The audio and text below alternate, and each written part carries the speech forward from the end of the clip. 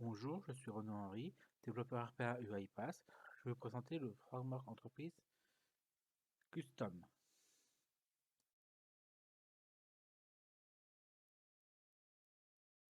Installer le framework, étant donné qu'il faut que le framework se passe sur les données des assets de l'orchestrator, il faut pas afficher les configs, donc renommer le vôtre en OK, et c'est tout.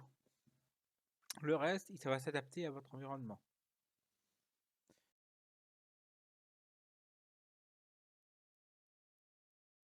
Donc, dans un premier temps, il faut sauvegarder l'orchestrator. Donc, j'ai rempli les informations sur le backup orchestrator.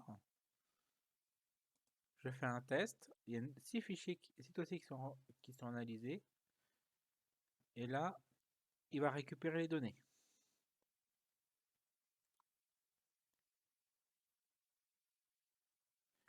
Donc, il faut compter à peu près 30 secondes à 1 minute. Voilà, il propose.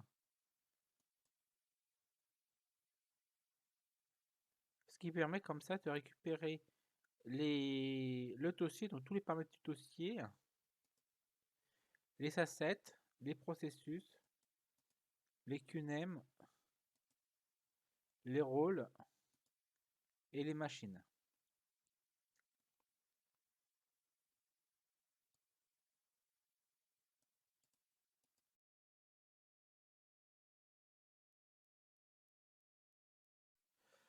Donc, maintenant, on va créer le fichier config avec les assets indispensables pour le framework. Donc, on renseigne le nom, le client ID, l'user key et le tenant name. On valide. Après, on renseigne le locking, le password, le serveur et le port pour le SNTP.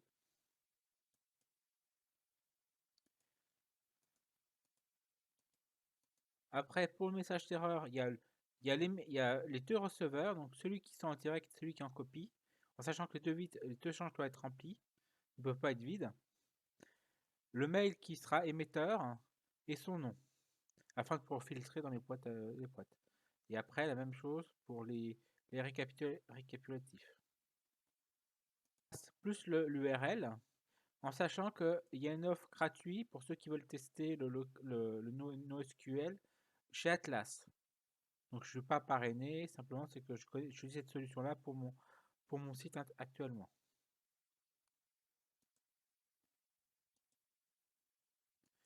Après les log text, qu'on peut désactiver ou activer à volonté, l'intérêt c'est que ça peut être un dossier local ou un dossier network.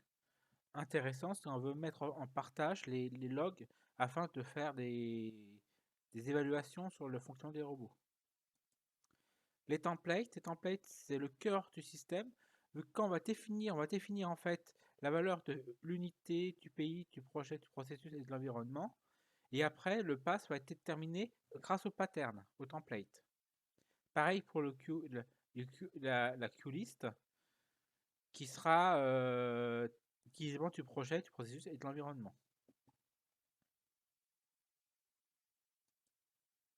Après, les environnements. Donc là, on a dev UAT prod par défaut, mais on peut faire pré-prod et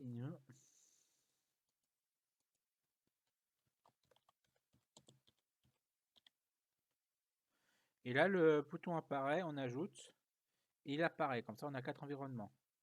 L'intérêt, c'est que l'environnement est défini par l'orchestrator. C'est-à-dire que quand on va créer, les chemins d'accès, l'environnement ne sera pas posé comme question. On va créer pour tous les environnements systématiquement.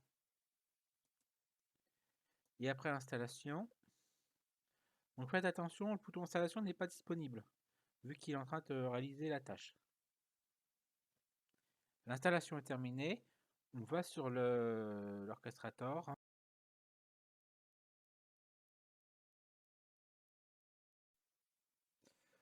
on va sur Orchestrator et on voit qu'un dossier config a été créé avec 24 assets. Donc dans ces assets, il y a les templates, les paramètres de l'orchestrateur qui sont en mot de passe, pour éviter d'être captés facilement, les logs texte, les logs MongoDB, donc NoSQL. L'environnement, c'est une variable qui faudra être modifiée après. Il faudra chaque environnement, c'est-à-dire que en fonction de qui va l'appeler, il faut qu'il envoie différentes valeurs. Et ça, c'est un paramètre qui est à la charge de l'utilisateur. Les paramètres par email, SMTP, SMTP.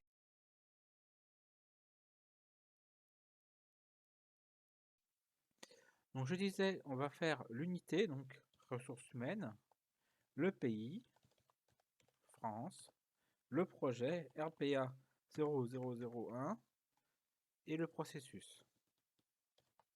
Test. Je lance. Il m'informe que la création est en cours.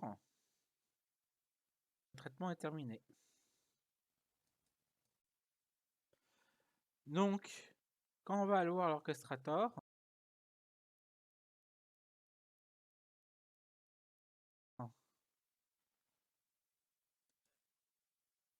et qu'on le rafraîchit,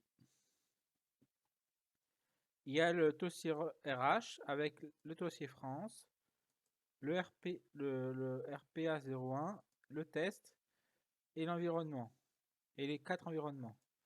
En sachant que pour chacun, il y a la file d'attente qui a été créée systématiquement.